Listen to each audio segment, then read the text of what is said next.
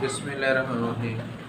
आज हम chapter number 2 पे केमिस्ट्री के फिजिक्स केमिस्ट्री के पार्ट 1 के चैप्टर नंबर 2 को स्टडी करेंगे। चैप्टर नंबर 2 का अगर नेम देखें तो नेम से ही पता चल रहा है कि केमिकल एक्सपेरिमेंटल टेक्निक्स है। एक्सपेरिमेंटल टेक्निक्स जो केमिस्ट्री के अंदर इन्वॉल्व की जाती हैं, मतलब केमिस्ट्री के अंदर जो हम केमिकल के एक्सपेरिमेंट वगैरह करते हैं, केमिकल के ऊपर एक्सपेरिमेंट कर रहे हैं, केमिकल से एक्सपेरिमेंट करते हैं, उनके मतलब ये स्टडी की जाएगी। अभी यहाँ पे हम जो पहली सबसे चीज़ इसके इंट्रोडक्शन को स्टडी करेंगे कि इंट्रोडक्शन क्या कहते हैं। उसके इंट्रोडक्शन के अंदर सबसे पहले हम स्टडी करते हैं उसके एनालिटिकल केमिस्ट्री, क्योंकि इंट्रोडक्शन के अंदर मैंने पार्ट्स बना लिए, उन पॉइंट्स के लिहाज से हम स्टडी करेंगे। सबसे पहले हम स्टडी करेंगे कि एनालिटिकल केम। एनालिटिकल केम का मतलब कि एनालिटिकल केमिस्ट्री के मतलब बात कर रहा हूँ यहाँ पे। एनालिटिकल केमिस्ट्री की अगर सबसे पहले बात की जाए तो एनालिटिकल केमिस्ट्री में हम एक साइंस की ब्रांच है, हम कह सकते हैं analytical chemistry is a science है। Analytical chemistry is a science, एक साइंस है of chemical characterization. Chemical characterization का मतलब क्या है? केमिकल कैरेक्टराइजेशन का मतलब ये है कि केमिकल प्रॉपर्टीज के मतलब वो बात कर रहे हैं। ये एक ऐसी साइंस है जिसमें हम केमिकल प्रॉपर्टीज को स्टडी करेंगे, और जब भी केमिकल प्रॉपर्टीज की बात की जाती है तो वो किसी सैंपल की होती है, वो किसी कंपाउंड की होती है। तो यहाँ पे भी हम किसी न किसी कंपाउंड के मतलब स्टडी करेंगे, ठीक है। तो सबसे पहली चीज ये बता दी कि साइंस है एनालिटिकल केमिस्ट्री, जो कि किसी के केमिकल प्रॉपर्टीज को स्टडी करवाने में मदद देती है हमें। अभी केमिकल प्रॉपर्टी जिसे हम केमिकल कैरेक्टराइजेशन कहते हैं, ये केमिकल कैरेक्टराइजेशन असल में हम किसी कंपाउंड की किस वजह से कर सकते हैं। जैसे कि आपके पास है कंपाउंड, ये कंपाउंड के अंदर एक कंपाउंड की अगर हमने केमिकल कैरेक्टराइजेशन को फाइंड करना है,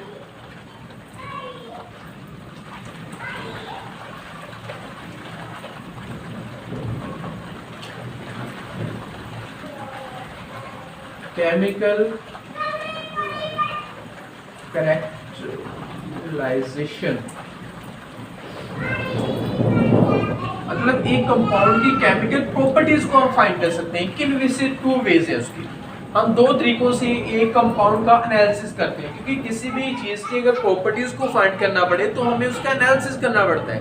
हम कंपाउंड का एनालिसिस करेंगे, और इस कंपाउंड का एनालिसिस हम 2 वे से करेंगे। देन जो 2 वे से करेंगे वो कंप्लीट उसकी केमिकल प्रॉपर्टीज के अंदर आ जाएगा। सबसे जो पहला स्टेप होता है वो होता है क्वालिटेटिव एनालिसिस।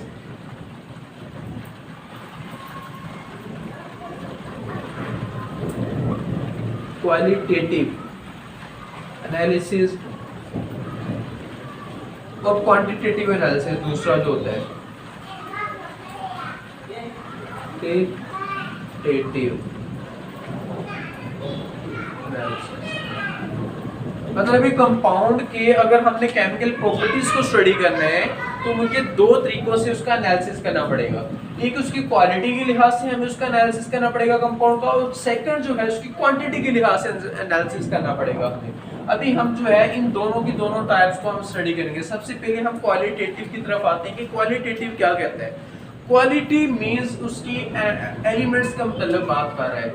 इसमें हम किसी भी एक कंपाउंड के अंदर जो मौजूद एलिमेंट्स हैं उनको डिटेक्ट करते हैं। इसमें जस्ट ये इसकी डेफिनेशन आप लोगों को इसकी मिल जाएगी। बात हो रही है क्वालिटेटिव की एनालिसिस। इसमें हम क्या करते हैं, इसमें हम फाइंड करते हैं, आइडेंटिफिकेशन करते हैं।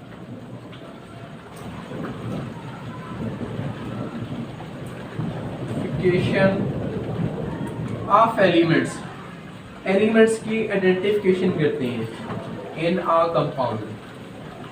क्योंकि एक कंपाउंड के अंदर एक कंपाउंड कितने एलिमेंट्स से मिलके बना हुआ है, कौन से एलिमेंट से मिलके बना हुआ है। ये जो कौन का लफ्ज है, ये आपके पास अगर कौन को फाइंड करने की कौन से एलिमेंट्स हैं तो उसको हम कहते हैं, हमने उसकी क्वालिटी के लिहाज से एनालिसिस कर लिया कि वो क्वालिटी क्या है। जैसे कि यहाँ पे एग्जांपल ये देता हूँ, वाटर है। अब इसका मैंने एनालिसिस किया तो हमें पता चला कि वाटर के अंदर जो है वो दो चीज़ें मिलती हैं। वाटर का सैंपल है, मतलब कंपाउंड है, उसमें मैंने बताया कि इसके अंदर दो कंपोनेंट्स मिलेंगे, एक हाइड्रोजन और दूसरा ऑक्सीजन। ये जो उसके एलिमेंट्स को मेंशन किया जा रहा है कि इसमें हाइड्रोजन और ऑक्सीजन के एलिमेंट्स मिलेंगे, तो ये जो आइडेंटिफिकेशन है वो क्या कहलाएगी, क्वालिटेटिव एनालिसिस कहलाएगी। ठीक है। सेकंड हम बात करते हैं उसकी क्वांटिटेटिव एनालिसिस के मतलब कि क्वांटिटेटिव क्या कहता है।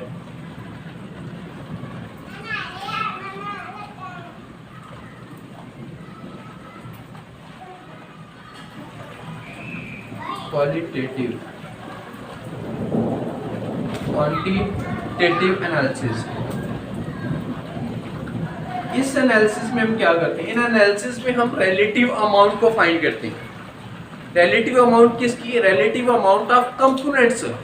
कंपोनेंट्स क्या होते हैं, कंपोनेंट्स मीन किसी न किसी सैंपल की बात कर रहा हूँ, किसी न किसी कंपाउंड की बात कर रहा हूँ कि अगर किसी कंपाउंड के अंदर उसके जो कंपोनेंट्स हैं उनकी रिलेटिव अमाउंट के मुताबिक आइडेंटिफिकेशन करूँ तो वो क्या कहलाएगा, क्वांटिटेटिव एनालिसिस कहलाएगा। मींस हम ये कह सकते हैं determination of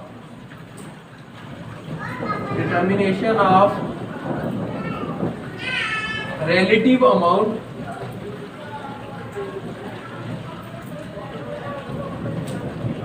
of components of a compound of a sample of a compound कह सकते हैं। मतलब एक कंपाउंड के अंदर जो सैंपल है, हमने एक कंपाउंड का सैंपल लिया है, उसके अंदर उनकी जो रिलेटिव अमाउंट उनकी कंपोनेंट्स की मिलेगी वो हमारी क्या कहलाएगी, क्वांटिटेटिव एनालिसिस कहलाएगी। जैसे कि वो कहते हैं कि यहाँ पे मैंने अज्यूमिंग कर लेता हूँ कि 100 ग्राम मैंने वाटर लिया है, 100 ग्राम वाटर है। अभी 100 ग्राम वाटर के अंदर वो कहता है कि इसमें ऑक्सीजन जो है वो समथिंग लाइक 64 मिल रहा है, ऑक्सीजन 64 ग्राम उसे मिला, और हाइड्रोजन उसे जो है वो, चलिए इसे हम 80 ग्राम ही कर लेते हैं, तो ये 20 ग्राम मिला, समथिंग लाइक ऐसे। कोई भी हमारे पास अगर 100 ग्राम सैंपल है तो इस सैंपल में से मैंने ये उसकी डिटर्मिनेशन निकाली, मतलब उनकी अमाउंट निकाली, तो इसको हम क्या कहते हैं, रिलेटिव अमाउंट कह सकते हैं। रिलेटिव अमाउंट हमेशा परसेंटेज में लिखी जाती है।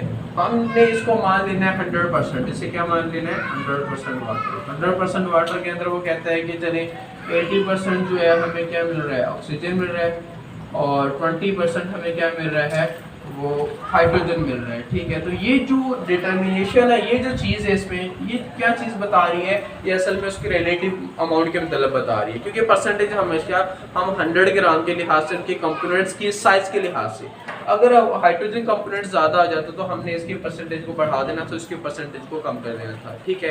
तो ये चीज़ इसमें हम डिटर्मिनेशन करते हैं। नेक्स्ट हम पॉइंट की बात करते हैं कि अभी क्वांटिटेटिव एनालिसिस जो है उसकी कुछ स्टेप होती हैं, जिन स्टेप्स को सोल्व करने के बाद हम उसकी डिटर्मिनेशंस करते हैं, इसलिए इसका ये पॉइंट मैंने मेजर स्टेप्स के अंदर इंक्लूड कर दिए। अभी जो मेजर स्टेप्स होते हैं उनको हम स्टडी करेंगे, कौन कौन से मेजर स्टेप्स जो हैं इसके स्टेप्स। सबसे पहले स्टेप की अगर बात करें तो हमें सैंपल लेना पड़ेगा, obtain a sample, obtain a sample, एक सैंपल लिया जाए। सेकंड क्या काम करना पड़ेगा, जैसे कि मैंने यहाँ पे एक सैंपल ले लिया, यहाँ पे भी मैंने सैंपल ले लिया, ये सैंपल लिया, इसके अंदर डिफरेंट चीज़ें हैं। मैं कहता हूँ यहाँ पे आप लोगों को जो है आयरन मिलेगा, मैग्नीज मिलेगा, स्ट्रोंशियम मिलेगा, कॉपर मिलेगा और सिल्वर मिलेगा, ये चीज़ें मिल रही हैं। ठीक है। ये सैंपल है, सैंपल में ये चीज़ें, ऑब्टेन अ सैंपल मैंने सैंपल ले लिया। फिर सेकंड मेरा जो वर्क होगा वो ये वर्क होगा, मैंने इसमें से सेपरेट करना डिज़ायर कंपोनेंट्स को। डिज़ायर कंपोनेंट्स मैं चाहता हूँ कि मैं कैलकुलेशन करूँ कि सिल्वर और कॉपर के मैं करना चाहता हूँ।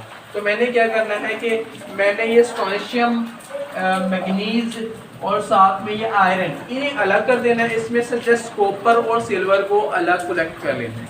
सेकंड वर्क ये है कि हमने काम ये करना है separate desire components, separate desire components को अलग करने, जिनको हमने फाइंड करना चाहते हैं। ठीक है। थर्ड जो चीज़ इसमें है, थर्ड चीज़ में जब हमने सेपरेट कर लिया, सेपरेट करने के बाद जो सेकंड वर्क आ जाता है वो मेजरमेंट आ जाता है, कितनी अमाउंट है टोटल। पहले मतलब इस टोटल की अमाउंट कितनी है, मेजरमेंट की जाती है उसकी, मेजरमेंट एंड और क्या किया जाता है, देन मेजरमेंट के बाद इनकी कैलकुलेशन की जाती है कि इसकी परसेंटेज कितनी है और इसकी परसेंटेज कितनी है। जैसे कि मैंने बता दिया कि मेजरमेंट के अंदर ये 100 ग्राम मैंने निकाल लिया, अभी 100 ग्राम का ये सैंपल है, 100 ग्राम में से मैंने ये फाइंड करना है कि इसकी परसेंटेज कितनी मिलती है, इसकी परसेंटेज कितनी मिलती है, दोनों की परसेंटेज को मैंने फाइंड करना है। ये जो परसेंटेज फाइंड करने का मेथड है इसे हम कहते हैं कैलकुलेशन, मतलब हमें कैलकुलेशन करनी पड़ेगी, कैलकुलेशन करनी पड़ेगी। देन फोर्थ स्टेप क्या चीज है कैलकुलेशन के बाद, फोर्थ स्टेप ये चीज होती है कि हमने एक रिजल्ट को कंक्लूजन को ड्रॉ करना होता है, draw a conclusion, draw a conclusion कि मैंने क्या रिजल्ट निकाला इस एनालिसिस के, मतलब कि इस एनालिसिस के बाद मैंने क्या चीज निकाली, इसमें मैंने ये निकाला कि इसकी परसेंटेज ये है, इसकी परसेंटेज ये है, लास्ट पे रिजल्ट में हमने ये चीजें मेंशन करनी होती हैं। मेरे ख्याल से ये 4 स्टेप्स का पता चलेगा। नेक्स्ट हम स्टडी करते हैं इसके चैप्टर के अंदर हम कौन कौन सी चीज़ों को स्टडी करेंगे इस एक्सपेरिमेंटल टेक्निक्स के अंदर। एक्सपेरिमेंटल टेक्निक्स के अंदर हम सेपरेशन के मेथड को स्टडी करते हैं। सेपरेशन में हम डिफरेंट प्रोसेस को लाते हैं, उन प्रोसेस के नेम मैं यहाँ पे मेंशन कर देता हूँ कौन कौन सी है। जैसे कि यहाँ पे मैं सबसे पहले बताऊंगा कि सबसे पहला है वो फिल्ट्रेशन है, हम फिल्टर करते हैं, फिल्ट्रेशन कर रहे होते हैं। सेकंड वर्ब जो है वो है क्रिस्टलाइजेशन, क्रिस्टलाइजेशन। थर्ड जो है वो सब्लिमेशन,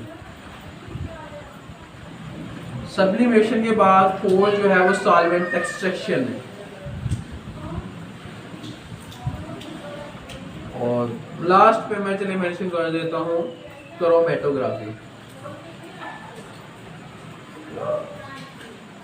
इस चैप्टर के अंदर हमें ओवरऑल जो व्यू मिलेगा इन 5 के 5 पॉइंट्स का मिलेगा, वो सबको स्टेप बाय स्टेप इन्वॉल्व करेगा। सबसे पहले वो फिल्ट्रेशन को स्टडी करेगा, फिर क्रिस्टलाइजेशन को, देन सब्लिमेशन को, सॉल्वेंट एक्सट्रैक्शन को और क्रोमेटोग्राफी को करने के बाद वो उसे क्लोज कर देगा चैप्टर को। वो सारे स्टेप्स को स्टडी नहीं करेगा, जस्ट इन स्टेप्स को यहाँ पे इन्वॉल्व किया जाएगा। मेरे ख्याल से आज के लिए इतना ही काफ़ी है, क्योंकि इंट्रोडक्शन के अंदर मैंने सारा का सारा इसका कंप्लीट बता दिया कि इंट्रोडक्शन के अंदर क्या क्या चीज़ें मौजूद थी। ओके, मेरे ख्याल से आप लोगों को समझ आ गई होगी। ओके, खुदा हाफिज़, दुआ कीजिए अपने लिए और मेरे लिए भी। ओके, खुदा हाफिज़।